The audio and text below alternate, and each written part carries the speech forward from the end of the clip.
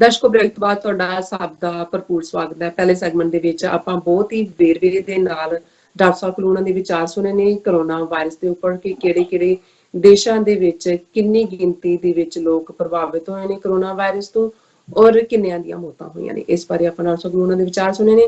ਹੁਣ ਦੂਸਰੇ ਸੈਗਮੈਂਟ ਦੇ ਵਿੱਚ ਆਪਾਂ ਗੱਲਬਾਤ ਕਰਨ ਜਾ ਰਹੇ ਹਾਂ ਕਿ ਕਿਵੇਂ ਕਰੋਨਾ ਵਾਇਰਸ ਦੀ ਆੜ ਦੇ ਵਿੱਚ ਹਿੰਦੂ ਤਵੀਆਂ ਵੱਲੋਂ ਘੱਟ ਗਿਣਤੀਆਂ ਦੇ ਖਿਲਾਫ ਜੋ ਨਫ਼ਰਤ ਹੈ ਉਹ ਫੈलाई ਜਾ ਰਹੀ ਹੈ। ਔਰ ਗੁਜਰਾਤ ਦੇ ਮੁੱਖ ਮੰਤਰੀ ਨੇ ਕਿਹਾ ਹੈ ਕਿ ਗੁਜਰਾਤ ਵਿੱਚ ਕਰੋਨਾ ਫੈਲਾਉਣ ਦੇ ਲਈ ਤਬਲੀਗੀ ਜੋ ਜਮਾਤ ਹੈ ਉਹ ਜ਼ਿੰਮੇਵਾਰ ਹੈ। ਔਰ ਇੱਕ ਹੋਰ ਖਬਰ ਆ ਰਹੀ ਹੈ ਕਿ ਕਸ਼ਮੀਰ ਵਿੱਚ 42,000 ਦੇ ਕਰੀਬ ਜੋ ਚਿਨਾਰ ਦੇ ਦਰਖਤ ਨੇ ਉਹ ਕੱਟੇ ਜਾ ਰਹੇ ਨੇ ਔਰ ਕਿਹਾ ਜਾ ਰਿਹਾ ਹੈ ਕਿ ਇਹੀ ਦਰਖਤ ਨੇ ਜਿਹੜੇ ਕਿ ਕਰੋਨਾ ਵਾਇਰਸ ਨੂੰ ਫੈਲਾ ਰਹੇ ਨੇ। ਇਸ ਬਾਰੇ ਆਪਾਂ ਹੁਣ ਗੱਲਬਾਤ ਕਰਾਂਗੇ। ਡਾਕਟਰ ਸਾਹਿਬ ਕੋਲੋਂ ਉਹਨਾਂ ਦੇ ਵਿਚਾਰ ਸੁਣਦੇ ਹਾਂ।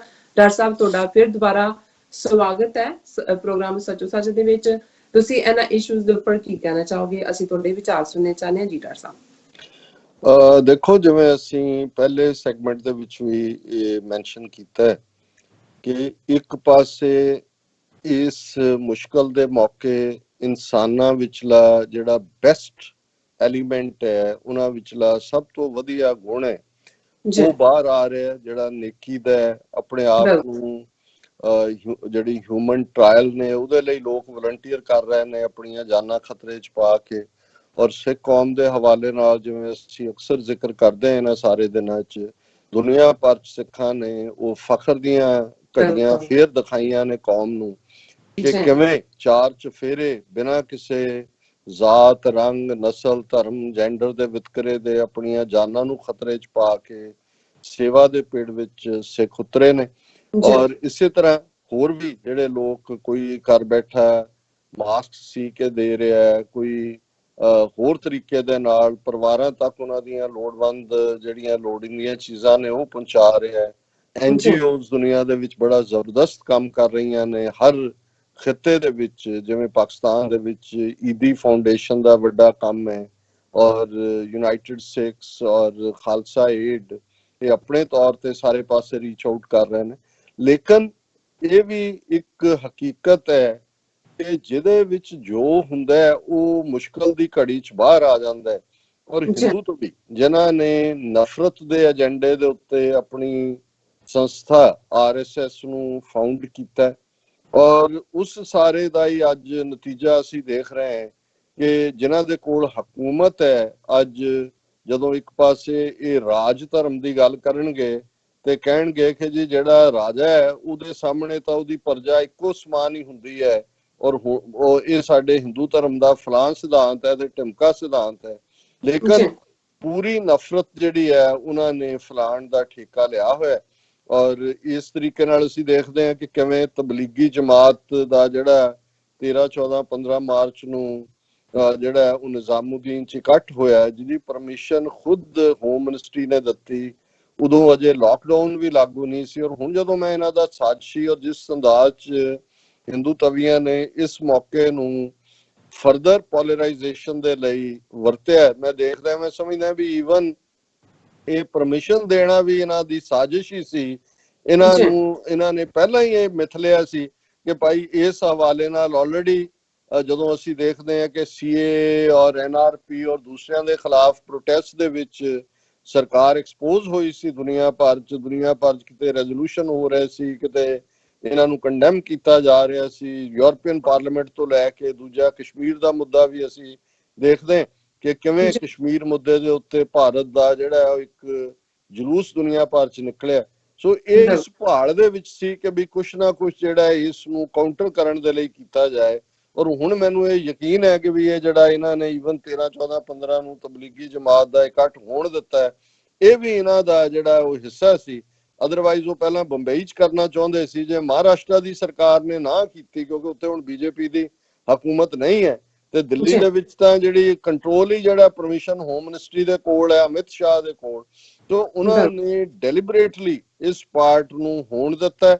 ਔਰ ਫਿਰ ਇਹਦੀ ਆੜ ਦੇ ਵਿੱਚ ਨਾ ਸਿਰਫ ਉਹਨਾਂ ਨੇ ਭਾਰਤ ਭਰ 'ਚ ਮੁਸਲਮਾਨਾਂ ਨੂੰ ਕਰੋਨਾ ਵਾਇਰਸ ਔਰ ਤੁਰਦੇ ਫਿਰਦੇ ਕਰੋਨਾ ਬੰਬ ਇਹੋ ਜਿਹੇ ਲਕਬ ਦਿੱਤੇ, ਉਹਨਾਂ ਨੇ ਜਿਵੇਂ ਹੁਣ ਉਹ ਜਾਮੀਆ ਮਿਲੀਆ ਦੇ ਸਟੂਡੈਂਟਸ ਹੋਣ, ਉਹ ਬਾਕੀ ਪ੍ਰੋਮੀਨੈਂਟ ਜਰਨਲਿਸਟ ਹੋਣ ਜਿਨ੍ਹਾਂ ਦੇ ਖਿਲਾਫ ਇਹ ਕਰੋਨਾ ਮਹਾਮਾਰੀ ਐਕਟ ਲਾ ਕੇ ਜਾਂ ਫੇਸਬੁੱਕ ਦੇ ਉੱਤੇ ਕੁਝ ਪੋਸਟ ਕਰਨ ਦੇ ਨਾਂ ਥੱਲੇ ਇਹਨਾਂ ਨੇ ਲਗਾਤਾਰਤਾ ਨਾਲ ਗ੍ਰਿਫਤਾਰੀਆਂ ਦਾ ਸਿਲਸਿਲਾ, ਜਾਂ ਡਾਕਟਰ ਅੰਬੇਦਕਰ ਦਾ ਗ੍ਰੈਂਡਸਨ ਹੋਏ ਜਿਵੇਂ ਉਹਨਾਂ ਨੂੰ ਫੜਿਆ। ਸੋ ਹੁਣ ਅਸੀਂ ਇਹ ਦੇਖ ਰਹੇ ਹਾਂ ਵੀ ਹਾਲਾਂ ਇੱਕ ਪਾਰਟ ਮੈਂ ਪੋਜ਼ਿਟਿਵ ਦੇਖਦਾ, ਜਦੋਂ ਤੋਂ ਦੁਬਈ ਔਰ ਅਮਾਨ ਦੀਆਂ ਸ਼ਹਿਜ਼ਾਦੀਆਂ ਨੇ ਇੱਕ ਪੂਰਾ ਖਾੜਕੂ ਜਿਹੜਾ ਹੈ ਉਹ ਸੁਰ ਵਾਲੇ ਬਿਆਨ ਦਿੱਤੇ ਔਰ ਉਹਨਾਂ ਨੇ ਕਿਹਾ ਵੀ ਤੁਹਾਨੂੰ ਇੱਥੋਂ ਕੱਢ ਦਿਆਂਗੇ। ਹੁਣ ਐਂ ਲੱਗਦਾ ਵੀ ਟਵਿੱਟਰ ਦੇ ਉੱਤੇ ਜਿਵੇਂ ਇਹਨਾਂ ਦੀ ਮਾਂ ਮਰ ਗਈ ਹੋਏ ਕੋਈ ਬਹੁਤੇ ਨਜ਼ਰ ਨਹੀਂ ਆਏ। ਇਹ ਵੀ ਕਿਉਂਕਿ ਜੇ ਤਾਂ ਇੰਡੀਵਿਜੂਅਲ ਹੁੰਦੇ ਉਹਨਾਂ ਨੂੰ ਫਰਕ ਨਹੀਂ ਸੀ ਪੈਣਾ, ਇਹ ਕਿਉਂਕਿ ਇਹਨਾਂ ਦਾ ਆਰਕੈਸਟ੍ਰੇਟਡ ਕੈਂਪੇਨ ਹੁੰਦਾ ਹਿੰਦੂ ਤਵੀਆਂ ਦਾ। ਸੋ ਉਹਨਾਂ ਨੇ ਹੁਣ ਅੱਜ ਤਾਂ ਸ਼ਾਇਦ ਮਨੀਸ਼ ਤਿਵਾੜੀ ਕੇ ਕੌਣ ਕ੍ਰਿਕਟਰ ਹੈ ਪ੍ਰੋਮਿਨੈਂਟ, ਉਹਨੇ ਪੂਰੀ ਜਿਹੜੀ ਆ ਇਸਲਾਮੀ ਟੋਪੀ ਪਾ ਕੇ ਔਰ ਰਮਜ਼ਾਨ ਮੁਬਾਰਕ ਹੋ ਇਸਲਾਮੀ ਪਹਿਰਾਵੇ ਚ ਉਹ ਆਇਆ। ਹਾਲਾਂ ਉਹਨੂੰ ਵੀ ਥੋੜਾ ਬਹੁਤ ਟ੍ਰੋਲ ਹੋ ਰਿਹਾ, ਪਰ ਉਹ ਕਹਿ ਰਿਹਾ ਜੀ ਸਭ ਬਰਾਬਰ, ਮੈਂ ਸਭ को ਮੁਬਾਰਕ ਦੇਤਾ ਹੂੰ ਇਹ वो। ਸੋ ਇਧਰ ਤਾਂ ਉਹਨਾਂ ਨੇ ਟੋਨ ਚੇਂਜ ਕੀਤੀ ਹੈ ਕਿਉਂਕਿ ਇਹਨਾਂ ਨੂੰ ਨਜ਼ਰ ਆਇਆ ਕਿ ਵੀ ਇਹ ਜੋ ਮਿਡਲ ਈਸਟ ਦੇ ਵਿੱਚ ਇੱਕ ਰੋਹ ਖੜਾ ਹੋ ਗਿਆ, ਇਸ ਦਾ ਖਮਿਆਜ਼ਾ ਬਹੁਤ ਜ਼ਿਆਦਾ ਭੁਗਤਣਾ ਪਏਗਾ। ਪਰ ਕਿਉਂਕਿ ਇਹਨਾਂ ਦਾ ਇੱਕ ਤਬਕਾ ਜੇ ਸਾਇਲੈਂਟ ਵੀ ਕਰਦਾ ਹੈ, ਦੂਜੇ ਨੂੰ ਉਹ ਟਰਨ ਔਨ ਕਰ ਦਿੰਦੇ ਨੇ। ਔਰ ਇਹ ਸਟੇਟਮੈਂਟ ਜਿਹੜੀ ਹੁਣ ਮੈਂ ਮੈਂਸ਼ਨ ਕਰ ਰਿਹਾ ਹਾਂ, ਗੁਜਰਾਤ ਦਾ ਚੀਫ ਮਿਨਿਸਟਰ ਹੈ ਜਿਹੜਾ ਖਾਸਮ ਖਾਸ ਹੈ ਮੋਦੀ ਦਾ, ਵਿਜੇ ਰੂਪਾਨੀ, ਉਹਨੇ ਇੱਕ ਟੈਲੀਵਿਜ਼ਨ ਦੇ ਉੱਤੇ ਆਪਣੀ ਜਿਹੜੀ ਪ੍ਰੈਜੈਂਟੇਸ਼ਨ ਦਿੱਤੀ ਔਰ ਉਹਨਾਂ ਦੇ ਹੀ ਮੀਡੀਆ ਨੇ, ਉਹਨਾਂ ਦੀ ਪੀਟੀਆਈ ਦੀ ਇਹ ਖਬਰ ਹੈ ਕਿ Gujarat CM blames corona virus on Tablighi Jamaat attendees, ਕਿ ਗੁਜਰਾਤ ਦਾ ਚੀਫ ਮਿਨਿਸਟਰ ਨੇ ਕੋਰੋਨਾ ਵਾਇਰਸ ਨੂੰ ਤਬਲੀਗੀ ਜਮਾਤ ਦਾ ਫੰਕਸ਼ਨ ਅਟੈਂਡ ਕਰਨ ਵਾਲਿਆਂ ਦੇ ਸਿਰ ਦੇ ਉੱਤੇ ਮੜਿਆ। ਔਰ ਉਸ ਨੇ ਕਿਹਾ ਵੀ ਗੁਜਰਾਤ ਦੇ ਵਿੱਚ ਜਿਹੜੇ 2500 ਕਰੋਨਾ ਪੋਜ਼ਿਟਿਵ ਕੇਸ ਨੇ ਇਹ ਇਸੇ ਵਜ੍ਹਾ ਕਰਕੇ ਨੇ ਕਿ ਇਹ ਜਿਹੜੇ ਨੇ ਇਹ ਤਬਲੀਗੀ ਜਮਾਤ ਦੀ ਬਦੌਲਤ ਨੇ। ਨਾਲ ਦੀ ਨਾਲ ਉਹਨੇ ਉਹ ਪੁਲਿਸ ਜਿਹੜੀ ਜਿਨ੍ਹਾਂ ਨੇ ਕੋਲਡ ਬਲੱਡਡ ਮਰਡਰ ਹਜ਼ਾਰਾਂ ਮੁਸਲਮਾਨਾਂ ਦੇ ਕੀਤੇ ਭੀੜਾਂ ਨਾਲ ਰਲ ਕੇ 2002 ਚ, ਉਹਦੇ ਬਾਰੇ ਉਹ ਕਹਿ ਰਿਹਾ but the police and other COVID warriors have put the state in a position to effectively deal with the situation, ਕਿ ਇਹ ਮੁਸਲਮਾਨਾਂ ਨੇ ਜਾਂ ਤਬਲੀਗੀਆਂ ਨੇ ਤਾਂ ਸਾਨੂੰ ਫਸਾ ਦਿੱਤਾ ਸੀ, ਸਾਡੇ ਤੇ ਇਹ 2500 ਜਿਹੜੇ ਕਰੋਨਾ ਪੋਜ਼ਿਟਿਵ ਕੇਸ ਲੈ ਕੇ ਆਏ, ਲੇਕਿਨ ਪੁਲਿਸ ਔਰ ਦੂਜਿਆਂ ਨੇ ਜਿਹੜਾ ਇਸ ਸਾਰੇ ਨੂੰ ਬਚਾਇਆ। ਸੋ ਅਸੀਂ ਸਮਝਦੇ ਹਾਂ ਕਿ ਇਹ ਸਾਰੀ ਜਿਹੜੀ ਨਫ਼ਰਤ ਦੀ ਲਾਈਨ ਹੈ ਇਹ ਇਹਨਾਂ ਦੀ ਬਰਾਬਰ ਜਾਰੀ ਹੈ।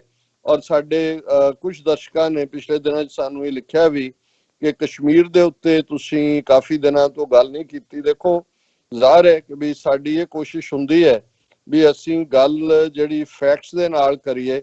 ਕਸ਼ਮੀਰ ਦੇ ਹਵਾਲੇ ਨਾਲ ਵੀ ਜਿਹੜੀਆਂ ਖਬਰਾਂ ਇਸ ਸਾਰੇ ਪੀਰੀਅਡ ਦੇ ਵਿੱਚ ਆਈਆਂ ਨੇ ਉਹ ਕਰੋਨਾ ਵਾਇਰਸ ਦੇ ਹਵਾਲੇ ਨਾਲ ਹੀ ਸੀ ਕਿ ਜੀ ਉਹਨਾਂ ਨੂੰ ਦੋਸ਼ ਦਿੱਤਾ ਜਿਹੜੇ ਈਰਾਨ ਤੋਂ ਕੁਝ ਸਟੂਡੈਂਟ ਆਏ ਉਹ ਲੈ ਕੇ ਆਏ ਔਰ ਨਾਲ ਦੀ ਨਾਲ ਜਿਹੜਾ ਉਹਨਾਂ ਨੇ ਝੂਠੇ ਪੁਲਿਸ ਮੁਕਾਬਲਿਆਂ ਦਾ ਕੰਮ ਵੀ ਜਾਰੀ ਰੱਖਿਆ ਹੈ।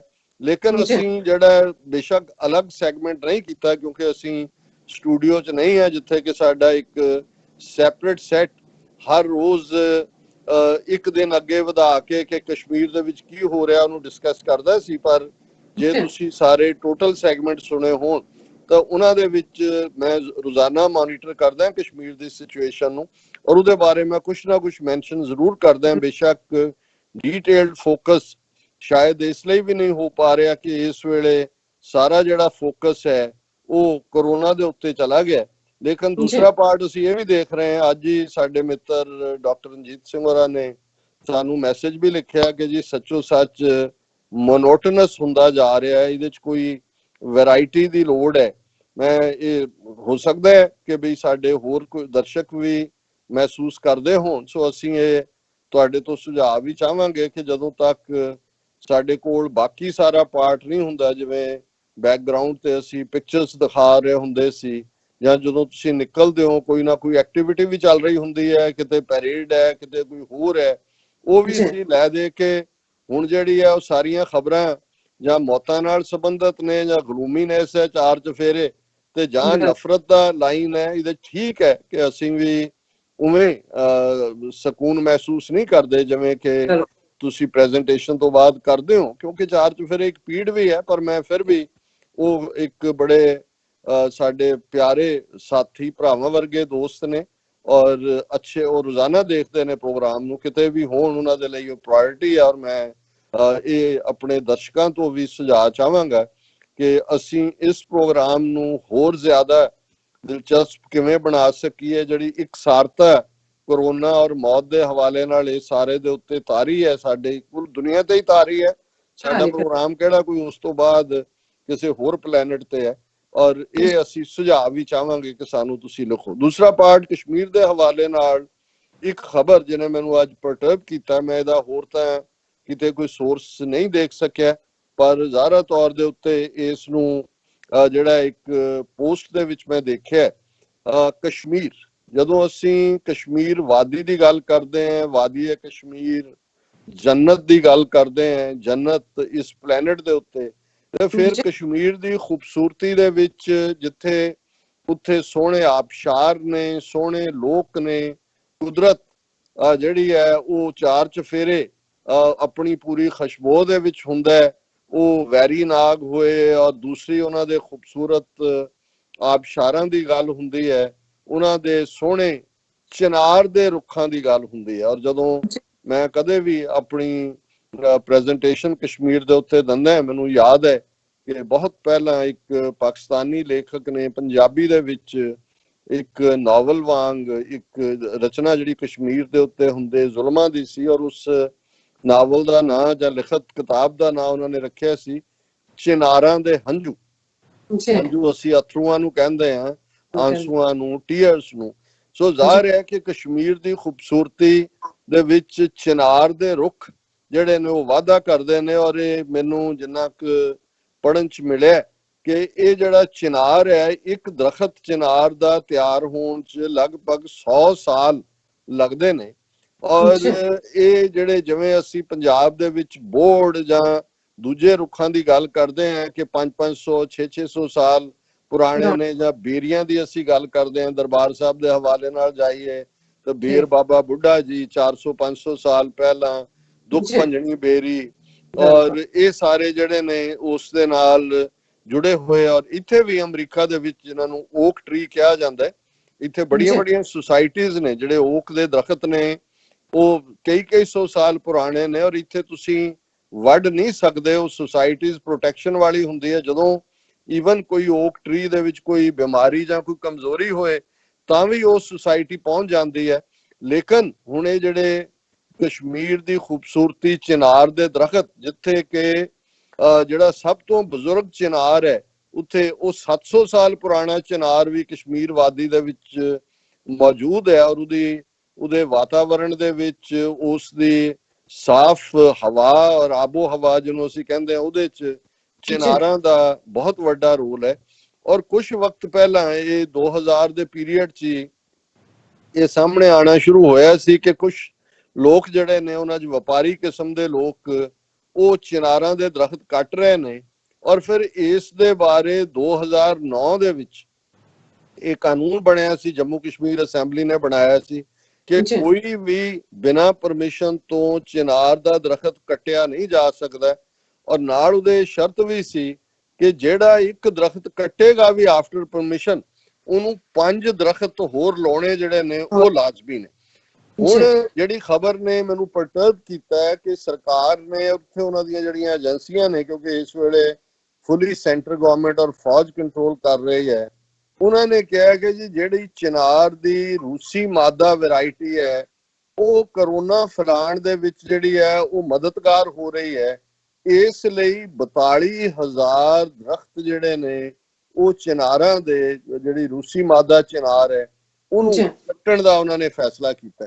ਹੁਣ ਇਸ ਦੇ ਪਿੱਛੇ ਕਿਹੜੀ ਸਾਜ਼ਿਸ਼ ਹੈ, ਕੀ ਹੈ, ਇਹ ਤਾਂ ਬਿਸਾਈਡਸ ਦਾ ਪੁਆਇੰਟ ਹੈ। ਮੈਂ ਸਮਝਦਾ ਵੀ ਜੇ ਜਿਹੜਾ ਕਾਨੂੰਨ ਐਗਜ਼ਿਸਟ ਕਰਦਾ ਹੈ ਕਿ ਪਰਮਿਸ਼ਨ ਲੈ ਕੇ ਵੀ ਜੇ ਕੱਟਣਾ ਤੇ 5 ਜਿਹੜੇ ਦਰਖਤ ਨੇ ਉਹ ਹੋਰ ਲਾਉਣ ਦੀ ਲੋੜ ਹੈ, ਤੇ ਕੀ ਉੱਥੇ ਇੰਨੇ ਮਿਲੀਅਨ ਜਿਹੜੇ ਦਰਖਤ ਨੇ ਚਿਨਾਰਾਂ ਦੇ ਉਹਨਾਂ ਨੇ ਲਾ ਲਏ ਨੇ ਇਹ ਕੱਟਣ ਤੋਂ ਪਹਿਲਾਂ। ਸੋ ਮੈਨੂੰ ਇਹ ਲੱਗਦਾ ਹੈ ਵੀ ਇਸ ਸਾਰੇ ਪੀਰੀਅਡ 'ਚ ਇੱਕ ਪਾਸੇ ਤਾਂ ਅਜੇ ਤੱਕ ਸਰਕਾਰ ਨੇ ਈਵਨ ਅਮਰਨਾਥ ਯਾਤਰਾ ਕੈਂਸਲ ਨਹੀਂ ਸੀ ਕੀਤੀ, ਇਹ ਖਬਰ ਆਈ ਕਿ ਜੀ ਕੈਂਸਲ ਕਰ ਦਿੱਤੀ ਹੈ, ਫਿਰ ਆਈ ਕਿ ਨਹੀਂ ਹੋ ਰਹੀ ਹੈ। ਅਜੇ ਵੀ ਇਹ ਗੱਲ ਜਿਹੜੀ ਹੈ ਵਿਚਕਾਰ ਲਟਕ ਰਹੀ ਹੈ। ਕਸ਼ਮੀਰ ਦੇ ਵਿੱਚ ਝੂਠੇ ਪੁਲਿਸ ਮੁਕਾਬਲਿਆਂ ਦਾ ਵੀ ਸਿਲਸਿਲਾ ਜਾਰੀ ਹੈ। ਬੀਤੇ ਕੱਲ ਵੀ 2 ਨੌਜਵਾਨਾਂ ਨੂੰ ਮਾਰਿਆ ਗਿਆ ਔਰ ਇਹ ਕਿਹਾ ਗਿਆ ਜੀ ਕਿ ਇਹਨਾਂ ਨੇ ਜਿਹੜੇ ਨੇ ਗ੍ਰਨੇਡ ਹਰਲਡ ਕੀਤਾ। ਪਰ ਇਹ ਜਿਹੜਾ 42,000 ਚਿਨਾਰਾਂ ਦਾ ਮਰਡਰ ਹੈ, ਮੈਂ ਸਮਝਦਾ ਵੀ ਇਹ ਜਿਹੜੇ ਰੁੱਖ ਨੇ, ਜਦੋਂ ਅਰਥ ਡੇ ਦੀ ਅਸੀਂ ਗੱਲ ਕੀਤੀ ਸੀ ਤੇ ਇਸ ਗੱਲ ਬਾਰੇ ਬੜਾ ਕਲੀਅਰ ਹੈ। ਇਹਨੂੰ ਵਾਈਸ ਪ੍ਰੈਜ਼ੀਡੈਂਟ ਨੇ ਆਪਣੀ ਪ੍ਰੈਜ਼ੈਂਟੇਸ਼ਨ ਦੇ ਵਿੱਚ ਕਿਹਾ ਸੀ ਕਿ ਇਹ ਜਿਹੜੇ trees are the lungs of this planet, ਇਹ ਜਿਹੜੇ ਦਰਖਤ ਨੇ ਇਸ ਸਾਡੀ ਧਰਤੀ ਦੇ ਫੇਫੜੇ ਨੇ। ਜ਼ਾਹਿਰ ਹੈ ਅੱਜ ਜਦੋਂ ਅਸੀਂ ਡੈਥਸ ਦੀ ਗੱਲ ਕਰਦੇ ਹਾਂ ਕਰੋਨਾ ਨਾਲ, ਤੇ ਲੰਗਸ ਨੂੰ ਇਫੈਕਟ ਕਰਦਾ ਹੈ, ਤੇ ਜੇ ਇਹ ਦਰਖਤ ਨਾ ਹੋਣਗੇ ਤੇ ਫਿਰ ਕਿਸ ਹੱਦ ਤੱਕ, ਔਰ ਇਹੀ ਕਾਰਨ ਹੈ ਕਿ ਅਮਰੀਕਾ ਨੇ ਫੈਸਲਾ ਕੀਤਾ ਹੈ ਕਿ ਸਾਰੇ ਆਉਣ ਵਾਲੇ ਸਾਲ 'ਚ 1 ਟ੍ਰਿਲੀਅਨ ਜਿਹੜੇ ਨੇ ਨਵੇਂ ਦਰਖਤ ਲਾਏ ਜਾਣਗੇ। ਔਰ ਉਹਦੀ ਸ਼ੁਰੂਆਤ ਜਿਹੜੀ ਆ ਉਹਨਾਂ ਨੇ ਵਾਈਟ ਹਾਊਸ 10 ਦਰਖਤ ਜਿਹੜੇ ਨੇ ਉਹ ਲਾਏ, ਔਰ ਉਹ ਖਾਸ ਤੌਰ ਦੇ ਉੱਤੇ ਜਿਹੜਾ ਕੈਨੇਡਾ ਦਾ ਨੈਸ਼ਨਲ ਜਿਹੜਾ ਉਹ ਫਲਾਵਰ ਜਾਂ ਟਰੀ ਹੈ ਮੇਪਲ ਟਰੀ ਲਾਏ।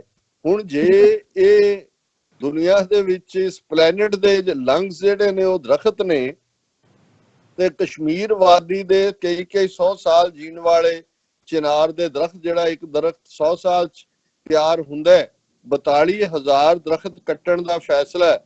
ਇਸ ਦਾ ਕੀ ਮਕਸਦ ਹੈ?